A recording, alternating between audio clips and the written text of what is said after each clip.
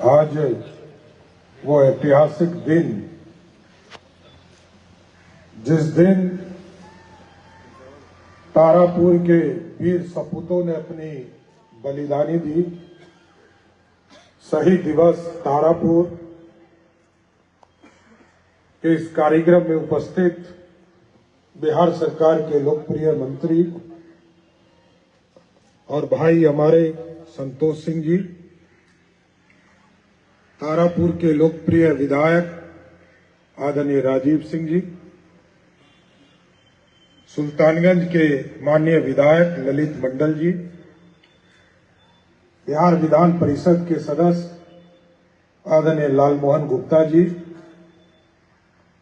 मुंगेर के जिलाधिकारी अवनीश कुमार सिंह जी, मुंगेर के आरक्षी अधीक्षक इमरान मसूद जी, विश्वसूत्री के उपाध्यक्ष अरुण पोद्दार जी, यहाँ के प्रमुख पिंकू मेहता जी और इस मंच पर उपस्थित सम्माननीय नेतागण, आईटीसी के महाप्रबंधक वैभव गुप्ता जी, वाईपी सिंह जी और इस मंच के सामने उपस्थित तमाम भाइयों, बुजुर्गों, नौजवान साथियों, छोटे छोटे बच्चों, माताएं, बहनों, आज ये दिन देखने के बाद गर्व होता है कि जिस तारापुर को लोग शहीद नहीं मानता था, और मैं आज दो बड़े नेता देश विशेष तौर पर धन्यवाद देता हूं जिन्होंने अपने मन की बात में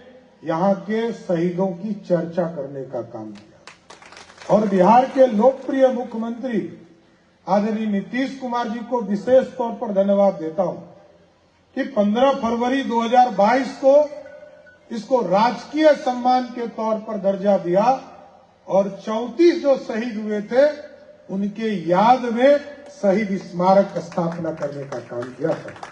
ये लंबे समय से लड़ाई चल रही थी और जैसे हम लोग तो छोटे थे तब से सुनते थे कि शहीद स्मारक, शहीद स्मारक, शहीद स्मारक की स्थापना की जाएगी, लेकिन हो नहीं पा रहा। कई बार मूर्ति सैंक्शन हुए, कभी 2006 में, कभी 2007 में, कभी 2000 में, लेकिन पूरा नहीं हो पा रहा। लेकिन मुख्यमंत्री जी के अथक प्रयास से यहां पर पूरी तरह शहीदों के सम्मान में ये पूरी कल्पना की गई और पूरी स्थापना की गई। मैंने अभी जिलाधिकारी और आरक्षी अधीक्षक से आग्रह किया है कि ये जो थाना भवन है, पुराना थाना भवन है, मैं अपनी राशि भी देना चाहता हूं और सरकार भी इसको चाहता है कि ये एक शहीद स्मारक के तौर पर यहाँ हिस्ट्री बन जाए, एक डॉक्यूमेंट्री फिल्म के तौर पर हम स्थापित करें। यहाँ का एनओसी देकर हम कला संस्कृति विभाग या पर्यटन से या जरूरत पड़े तो मैं अपने विधायक कोटा से भी इसको राशि देकर यहाँ पर पूरा लाइब्रेरी का कंसेप्ट भी बनाना चाहता हूँ। और साथियों, स्वाभाविक है, जैसा सभी साथियों ने कहा, ये पाठ्यक्रम में जोड़ना है। हम लोग इसका प्रयास कर रहे हैं। स्वाभाविक है, अभी तक तो हम जानते ही नहीं थे कि तारापुर में जलियांवाला बाग के बाद सबसे ज्यादा लोग शहीद तारापुर में हुए। देश में कहीं 7 मूर्ति हम देखते, कहीं 9 मूर्ति देखते। दिल्ली में आप 9 मूर्ति देखिए, पटना में हम 7 मूर्ति देखते हैं और यहां तो 34 लोगों ने शहीद अपने आप को शहीद किया है। इससे बड़ा पवित्र स्थान अब धरती पर नहीं हो सकता ऐसा। इसलिए तारापुर के लोगों ने जिस तरह कुर्बानी दिया है, स्वाभाविक है इस देश के कल्याण के लिए, भारत के विकास के लिए, भारत की समृद्धि के लिए, बिहार को विकसित बनाने में स्वाभाविक है तारापुर का एक विशेष योगदान रहा है। तो हम इसको भी चाहते हैं। ठीक ही कहा हमारे अनुमंडल पदाधिकारी ने, हम लोग तो जमीन खोज खोज के थक जा रहे हैं। जिधर योजना हमें मिलती है उधर योजना हम लोग पहुंचाने का काम कर रहे हैं। कई चीजें, मैं पिछली बार आया था तो लोगों ने कहा कि तारापुर का जो हॉस्पिटल है ये बहुत छोटा है, मैं खुद गया था देखने के लिए। अभी 10 दिन पहले मैंने उसमें 30 करोड़ रुपया का स्वीकृति दिया है और वो 100 बेड का हॉस्पिटल बनने जा रहा है। ये हम लोगों ने स्वीकृति देने का काम किया है। अभी ठीक कहा जिलाधिकारी मुंगेर ने कि तारापुर जो आरएस कॉलेज है, क्योंकि ये पूरे अनुमंडल में एक ही ये सरकारी कॉलेज है जिसके पास मान्यता प्राप्त है, पूरे अनुमंडल में सिर्फ एक ही यही है। और इसके इंफ्रास्ट्रक्चर भी पूरी तरह जिन स्थिति में है, इसके सुधारने के लिए भी अभी 2 दिन पहले मैं आ रहा था, परसों यात्रा के लिए निकल रहा था माननीय मुख्यमंत्री जी के साथ, तो तारापुर के लिए भी, तारापुर आरएस कॉलेज के लिए भी लगभग 25 करोड़ रुपया मैंने स्वीकृत करने का काम किया है। इसको भी जल्द शुरू होने वाला है। इसलिए साथियों, काम की कोई रुकावट नहीं है। अभी बगल में हम लोगों ने टेलिया माँ का पूरा कृपा है इस इलाके को, चाहे बांका हो, भागलपुर हो, मुंगेर हो, जमुई हो, इस पूरे इलाके के लोग वहां टेलिया के स्थान में आते हैं। वहां भी एक बड़ा पुल हम लोगों ने 1999 में जब मैं पहली बार मंत्री हुआ तो मैंने 2 जिले के पैसे को लेकर, और पिताजी विधायक थे यहां से, तो उनसे भी कुछ राशि लेकर एक पुल बनाने का काम किया था। इस बार भी अभी लगभग 10 करोड़ रुपए का एक बड़ा पुल, क्योंकि मैं जानता हूं 2010 के समय में, दुर्गा पूजा के समय में बड़ा स्टम्पड हो गया था वहां और लगभग 16-17 लोगों की जान चली गई। तो हम लोगों ने टेलिया स्थान को भी पूरी तरह विकसित करने का प्लान किया। उसी के लिए प्रस्ताव ये आया था कि एक तरफ बाईपास बनाना है तारापुर में। मैंने कहा एक तरफ बाईपास से तारापुर को काम नहीं चलेगा, तारापुर को दोनों तरफ से बाईपास देकर रिंग रोड बनाने का काम मैंने स्वीकृत करने का काम किया था। और टेलिया में घाट का भी निर्माण, जिस तरह आप देखते होंगे रिवर फ्रंट का काम होता है, उसको भी इरिगेशन को मैंने कहा है। और वहां पर एक पर्यटन के लिए भी 5 करोड़ रुपया मैंने जमीन अधिग्रहण के लिए दिया।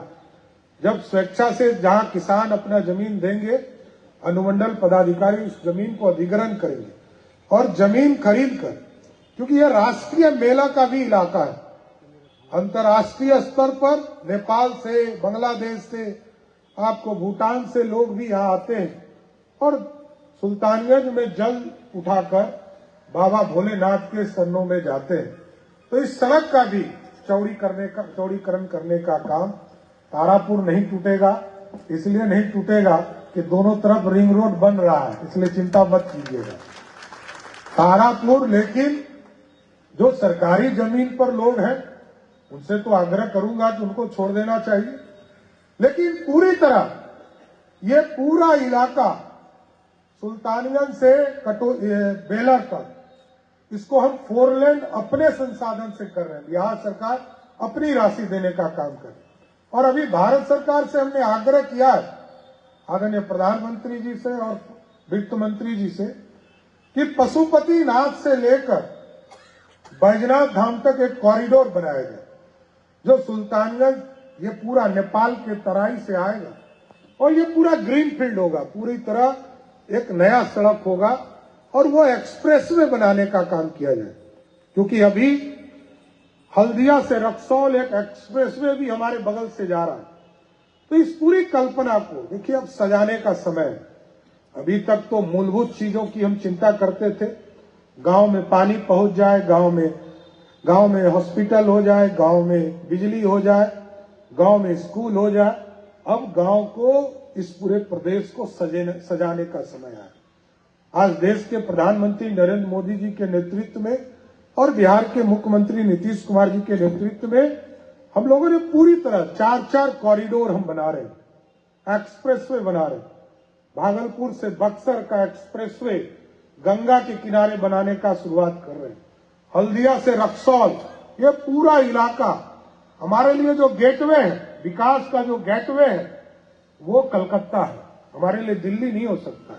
दिल्ली यहां से 1200 किलोमीटर है, लेकिन यदि सड़क ठीक हो जाए तो हम जितना देर में यहां से पटना जाते हैं उतना ही समय में यहां से हम कलकत्ता पहुंच जाएंगे। ऐसी संरचना खड़ा करना है साथियों, इस कल्पना के साथ काम करना। और एयरपोर्ट अभी देश के यशस्वी प्रधानमंत्री जी ने अपने बजट में बिहार को कई ग्रीनफील्ड एयरपोर्ट दिए हैं। हम लोगों ने भी मुख्यमंत्री जी से आग्रह करके सुल्तानगंज में एक बड़ा एयरपोर्ट बनाने का काम का जल्द शुरू करने जा रहे हैं साथियों, इसको भी करेंगे। तो ये पूरी तरह ये विकास क्योंकि शहीदों ने हम लोगों के लिए इसी के लिए कुर्बानी दिया था। हमारे लोग समृद्धि की ओर जाए, हमारे लोग आगे बढ़ सके, हमारे लोग कैसे संपूर्ण विकास की कल्पना को देख सके, इन चीजों को आगे बढ़ाना। इसलिए यहां जो 34 शहीद हुए हमारे, उनको और उनके परिवार को मैं पूरी श्रद्धांजलि भी देता हूं और जरूर आश्वस्त करता हूं कि मैं तो तारापुर के अंगरक्षक के तौर पर रहता हूं। मैं यहां विधायक तो नहीं हुआ, गंगा के उस पार विधायक आप लोगों ने भेज दिया, इसलिए मेरा तो क्षेत्र नहीं है, मेरा तो सब पूरा बिहार है, लेकिन मेरा जन्म स्थान यही है। तो मैं सब दिन जब तक जिंदा रहूंगा तारापुर का अंगरक्षक बनकर रहूंगा और तारापुर की सेवा करता रहूंगा। इसलिए साथियों, आज गगनचुंबी एक फ्लैग को भी लगाने का काम यहां किया। इसके लिए मैं आईटीसी को भी धन्यवाद देता हूं कि सीएसआर के माध्यम से आपने इस तरह का सहयोग किया और आगे भी तारापुर को और विकसित करना है साथियों। तारापुर के साथ साथ बगल में भी आपने देखा बांका में मेडिकल कॉलेज, बगल में हलमना डैम। मैं तो बचपन से हलमना डैम जाते रहा, मैं विधायक भी रहा, कई बार कमेटी लेकर वहां जाने का काम किया। बाद के दिनों में नक्सलियों के द्वारा उसको उड़ा देने का काम किया।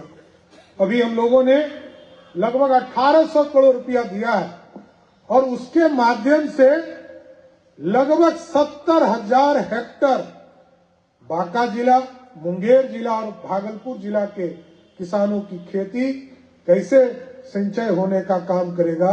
इसके साथ साथ यहीं से आपके बीमा से यहां से पानी का डायवर्सन आपको खड़गपुर झील में भी करने का काम किया जाए।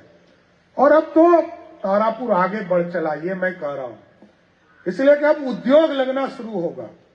अभी जमीन उपलब्ध कराए जा रहे हैं और आगे भी, क्योंकि जब पूरा एक्सप्रेसवे इस इलाके के बगल से जाएगा तो पूरा एक कॉरिडोर भी बन जाएगा जिसमें इंडस्ट्री खड़ा हो सके। अब यहां पर इंडस्ट्री लगेगी और इंडस्ट्री के लिए जिस तरह हम दिल्ली और पंजाब रोजगार खोजने जाते हैं, हम अपने घर में रोजगार ले पाएंगे। और अभी संतोष जी यहां आए, मैं श्रम संसाधन विभाग के मंत्री हैं, इनको धन्यवाद देता हूं। ये अतिथि है, हम सब तो यहीं के हैं, मुंगेर के हैं, सुल्तानगंज, ये सब एक ही है। यदि आजादी के समय देखते हैं तो सब ये इलाका एक ही था। तो संतोष जी को विशेष तौर पर धन्यवाद देता हूं कि 1700 वैकेंसी लेकर आ जाए।